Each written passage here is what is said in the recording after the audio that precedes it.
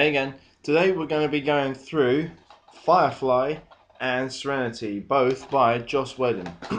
This was the story of the Firefly, which is the ship in the top, Firefly class ship, which is named the Serenity, which is, well, I'll come on to that one in a sec. And these are the crew, so in no particular order. Please don't ask me the actors and actresses' names because I can only remember a few of them. You have got Jane, Malcolm Reynolds, Inara, Zoe, Wash, Kaylee, Shepherd Book, Simon, and River. And then the ship, the Serenity. This story has absolutely zero aliens in it, and this is one of the reasons why I think it's such a good series. Because after a while, you get a bit bored of aliens, as cool as some of them can be. Yeah, it's time for a bit of originality, and that is what Joss Whedon gave us, as well as Buffy and Angel. Angel didn't really last that long, and it was alright, but Buffy, however, was really, really good. Now, Serenity. The story is set 500 years in the future, there's a whole new frontier, and the crew of the Firefly-class ship, the Serenity, is eager to stake a claim on that action. They'll take any job, legal or illegal, to keep fuel and tanks and food on the table. But things are a bit more complicated after they take on a passenger wanted by the totalitarian Alliance regime. They now find themselves on the run, desperate to steer clear of the Alliance ships and the flesh-eating Reavers who live on the fringes of space. Now in the series, you never really see the Reavers. You see someone who gets affected by a Reaver. It's not a virus, I should point out. So you kind of get a very tiny glimpse of it. But in the film, you actually get to see a hell of a lot of the Reavers. So you'll understand when I come on to that in a second. Now in this, it turns out that River, the little girl who is actually Summer Glau from Terminator, the Sarah Connor Chronicles, and made a brief appearance in The Big Bang Theory on a train. Alright, I'm going to give it a go. You got Nathan Fillion, Alan Tudyk, Jules State, Adam Baldwin, Summer Glau. I can't remember Wash, Zoe. She was in an episode of Angel called Glory. No, not Glory. That was Buffy. I can't remember, but she gets killed. I don't know who Simon's name is. River is actually a psychic, although she's the only one of her kind at the time, because all the rest are either kept back or dead or whatever. She then gets rescued by her older brother Simon, who then basically gets onto the Serenity, and later on has to confess what happens. Now the story from there goes on. Basically, the Alliance want River back. They won't say why, because they just won't.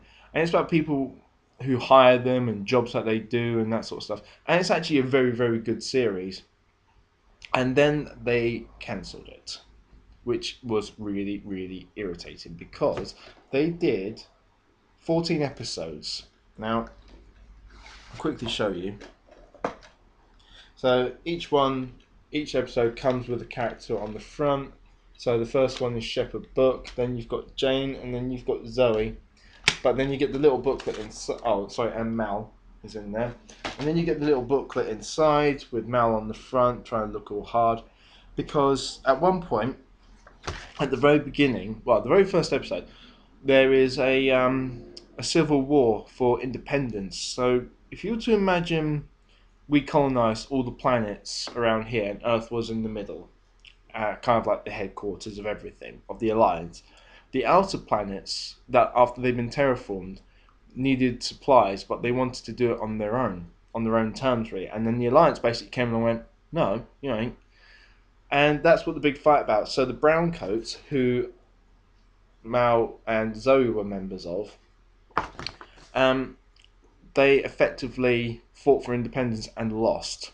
And at the very end, Mal is shaken up by it, but he will never talk about it. And I think it's just one of those wartime things.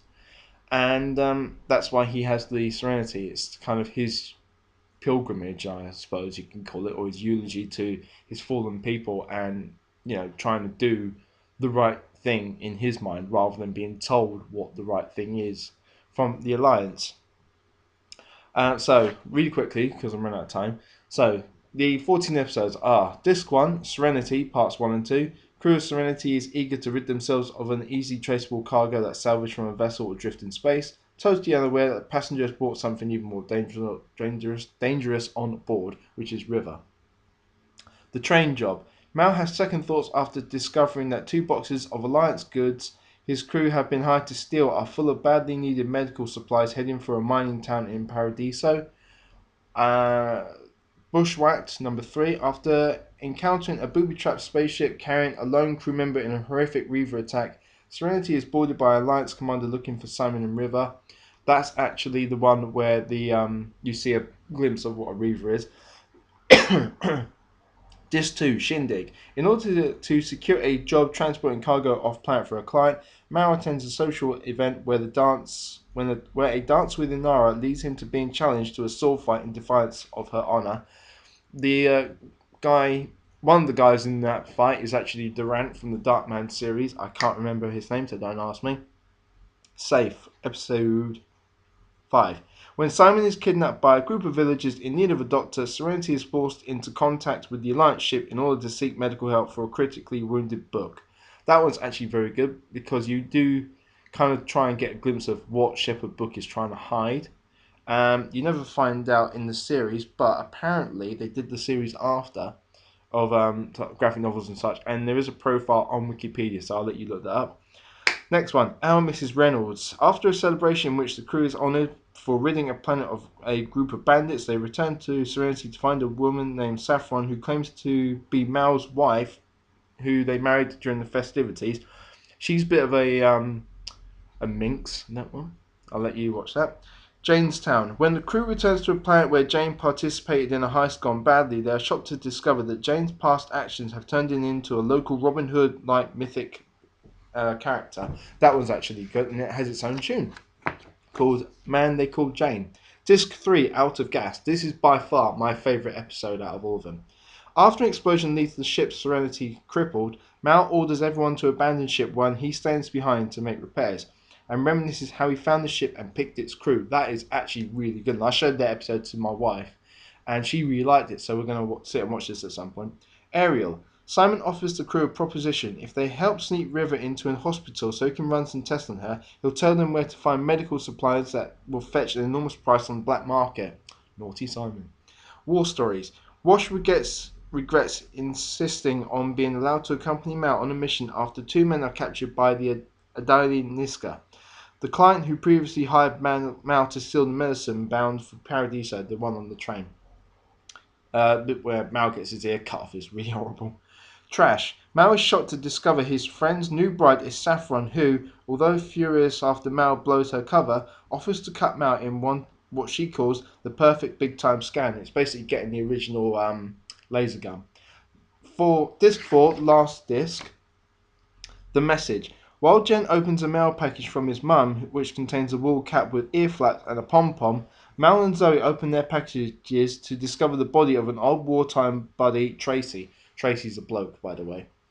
And he's transporting goods inside himself. And when I say goods, I mean internal organs. All of his old ones have been taken out and they've been replaced with these new ones, which are going to get transplanted, blah, blah, blah. Heart of Gold. The crew comes to the aid of Bordello when